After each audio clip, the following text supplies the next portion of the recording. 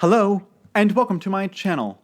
My name is Jonathan Cohn, and today I have my book review of the book It by Stephen King. Yes, one of the most famous, if not the most famous, horror novel of all time.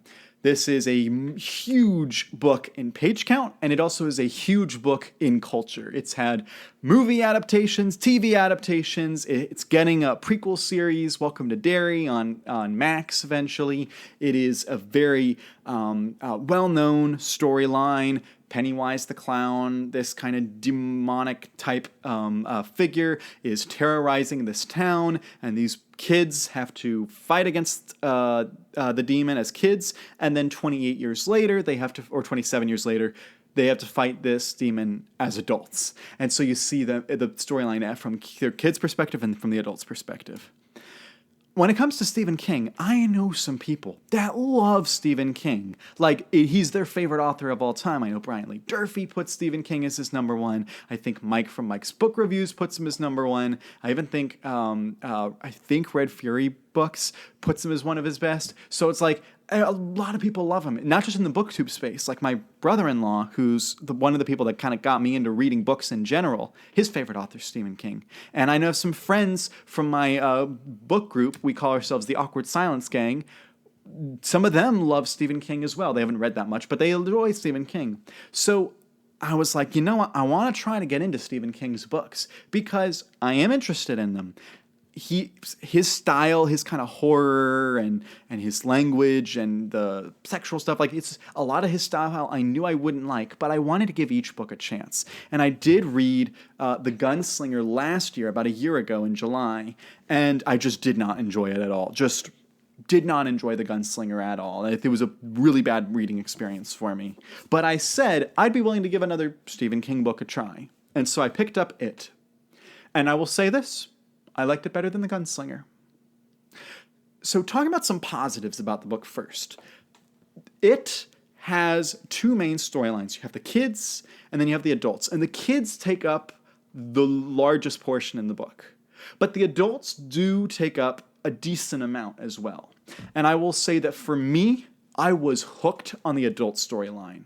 Mostly because I think that some of the things that the adults go through, in the sense that, you know, you've seen you're catching up on their lives since they were kids, the stories that they tell each other about the intervening years, I found that stuff riveting. I was really into it.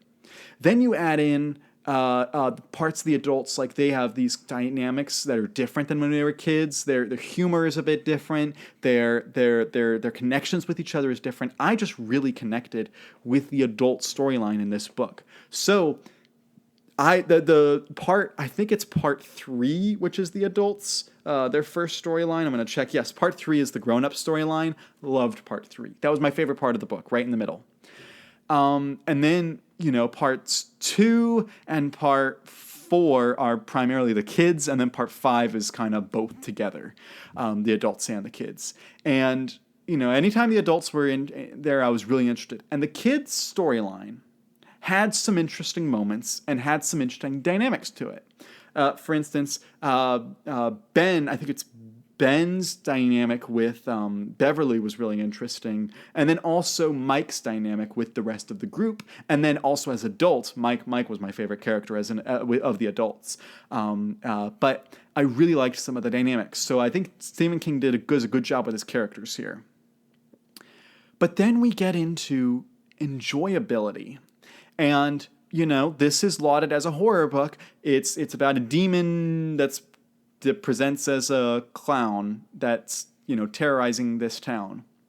And when that storyline was present, I was really interested in. I wanted to see the horror. I wanted to see the monster terrorizing people. I was all over that. So the first couple of chapters where you're seeing these basically like news clippings and stuff, and you're seeing like when the body gets thrown off the bridge and Pennywise is standing right there and drags it to shore, like all that stuff. I was like, okay, that's the type of story we're gonna get. But this is an 1,100-page book. The huge majority of the book is the kids talking and the kids dealing with outside things.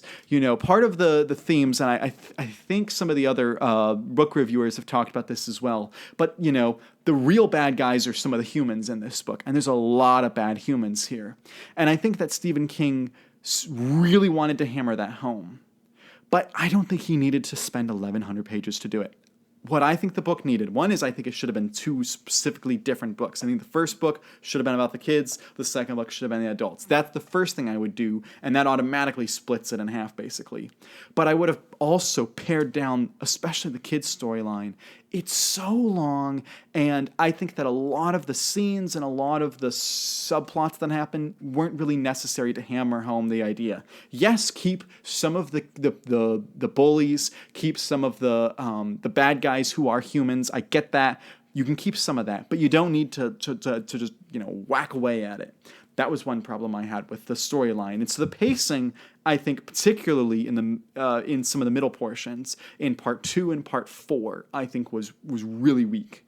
Part 5, overall, with the exception of one thing, and everyone's going to know what the thing is, part 5, the pacing was, I think, a little bit better, and I think part 3, the pacing was good. And even in part 1, I would also say the pacing is good, but parts 2 and 4, I thought the pacing was just not good at all.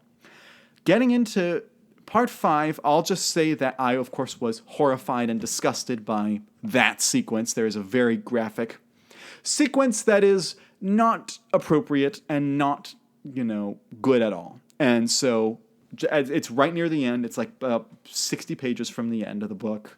You'll know it if you've read it. You know exactly what scene I'm talking about. That, of course, was horrendous. And why did King's editors let him include that? But it wasn't that whole last part is not just that sequence. And when they're fighting the demon there, I was really interested. Also, if you know about Stephen King, you know he has a turtle in this book and in some of his other books. I was actually really fascinated by the turtle and by the mythology behind the turtle. And there's a sequence where they get into the mythology. Oh, I loved that sequence. I thought that was great. And when they get to the how did Pennywise get to Earth and when did he start and how far back does this go and why does he keep coming out, all that stuff I thought was really interesting. But as a whole, I have to say that I respect the book for what it did for the genre, because it influenced the genre, certainly. And also, I understand that some of the things that happen in this book are some people's cups of tea. It just was not mine. I've read horror that is my cup of tea. I read Extreme Makeover by Dan Wells. That was an amazing horror book. I loved it. I read his I Am Not a Serial Killer trilogy, which is kind of like a horror, but also like a thriller type thing. But I really loved that too. It just didn't work. I wanted more direct monster attacking people and seeing that happen. And that's just not that much in the book. So that was, part of the problem with it. And I have to think about, when I'm rating a book, I'm thinking of what is it that I felt about the book coming out of it. Did I enjoy the process? Did I enjoy reading the book? Especially with fiction. With nonfiction, it gets a bit differently. It's a bit different with nonfiction. But with fiction, it's did you enjoy reading the book? And I have to say, no, I didn't really. I respect the book. I think that in a lot of ways it's pretty competent and it does some things really impressively. But as an enjoyable book, it was not enjoyable to me. I think it could have seriously been pared down. It should have been split up. I know that that's heresy in the community, and I'm already going to get a lot of flack for feeling this way, but I think the book could have been way stronger. And let me also say, I'm not opposed to reading more Stephen King, and I think there is a Stephen King book out there that I will enjoy. And I want to read them because I want to enjoy things. I want to be able to share the joy of reading Stephen King with my friends from the Awkward Silence Gang and with my brother-in-law and with the other booktubers. I want to share that joy. And so I'm not going in thinking, I'm excited to read this because I'm going to hate it. I do not feel that way. I do not like to hate read, which is why it took me almost a year to read it after reading The Gunslinger. Was I wanted to try to find a Stephen King book that I might enjoy. And after talking with one of my friends online, he really thinks I will enjoy Salem's Lot. So that might be the next one, but maybe it won't be. So maybe you should recommend one online that might work better for me.